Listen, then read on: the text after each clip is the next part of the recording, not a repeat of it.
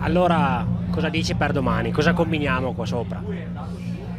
Ma non so, io me la giocherei su partire a blocco in salita e andare piano in discesa. Te cosa ne pensi? Guarda, mi hai proprio letto nel pensiero. Pensavo anch'io di fare così, partire piano, continuare piano però.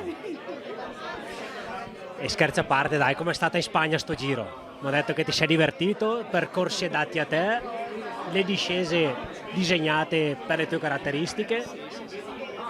Allora, diciamo che sicuramente se ci fossi stato te in discesa ti saresti divertito molto di più di me, però bellissima esperienza, in Spagna si sta molto bene, ti senti sempre a casa e niente, no, domani ovviamente sarà uno spettacolo.